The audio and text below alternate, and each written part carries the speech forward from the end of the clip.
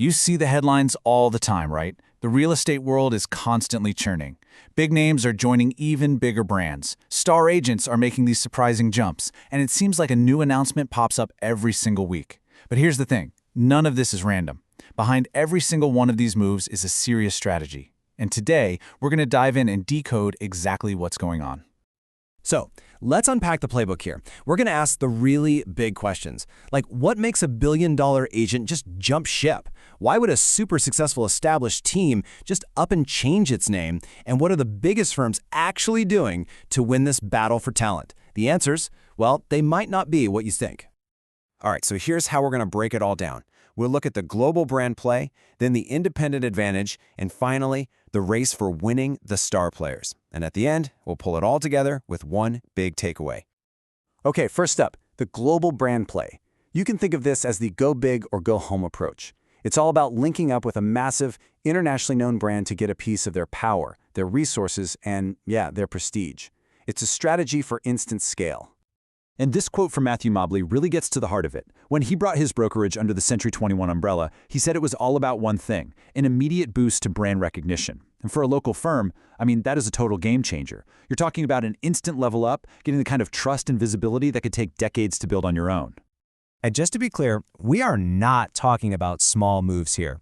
When Berkshire Hathaway Home Services California Properties switched over to become Coldwell Banker Envision, that one single move involved 1,300 agents. 1,300! That's the global brand play in action, a huge consolidation of talent and market share all under one giant, iconic banner. But, it's not always a total takeover. It's not just slapping a new logo on the door. Take a look at what happened with the new Christie's International Real Estate affiliate in Portland. This wasn't just a global brand planting a flag. Nope, it was a really strategic partnership. They're basically combining the massive global network and all the fancy tools from Christie's with the local team's 40-plus years of deep-rooted relationships.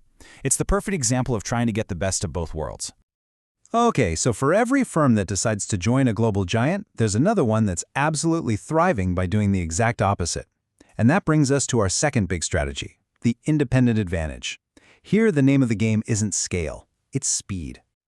And this quote from Aaron Schreiner, who just joined an independent brokerage called First Team, really says it all. He wanted a company that could move at the speed of the industry. That phrase is everything. Think about it. Big corporations are powerful for sure, but they can be, slow. Independent firms sell themselves as the nimble speedboats that can weave through a changing market way faster than a massive tanker can turn. So what does that agility actually look like day to day? Well, it means you get direct access to the people in charge, no wading through layers of corporate bureaucracy. It means you can jump on new tech super fast and really customize your own brand. For the top agents out there, this kind of setup gives them way more control to build their business exactly how they want to, all with a support structure that's designed to be flexible. All right, so whether a brokerage is a global giant or a proudly independent shop, both of these strategies really boil down to one thing: people. And that leads us right into our third major trend, the intense, high-stakes battle to get and keep those individual star players. So what exactly does a star player look like? Well, let's talk about someone like Julie Larson. Over her career, she's closed more than $200 million in sales. $200 million. An agent with that kind of track record isn't just an employee. They're a business engine. They're a brand all by themselves. And to put that number into perspective, that kind of performance puts her in the top 1.5% of all agents in the entire country. That is truly elite. And when you're operating at that level, you can pretty much write your own ticket. You can choose where you want to go. So the big question for all the brokerages out there is, how on earth do you convince someone like her to join your team? And this is where it gets really interesting, because we see two star players taking two totally different paths. You've got Julie Larson, who went with an independent firm because she wanted to scale her relationship-driven service using their marketing and local networks.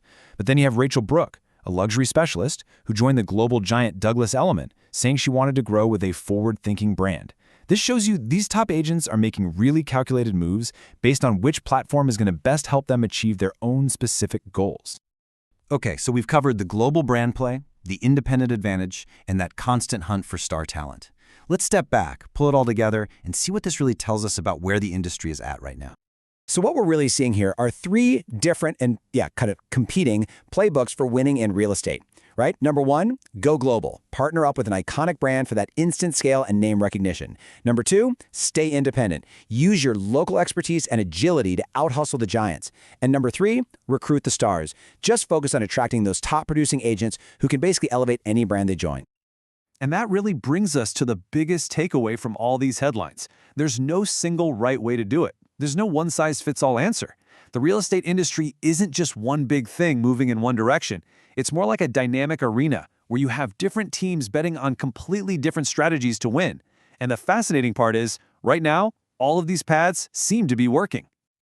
So that leaves us with the million-dollar question for the future of this business. As the market keeps shifting, where's the ultimate advantage going to be found? Is it in massive scale? Or is it in nimble, lightning-fast speed? Will the globe-spanning brands with their huge resources win out? Or will it be the quick, adaptable, super-local independents? That, right there, is the core tension that's shaping the entire industry as we speak.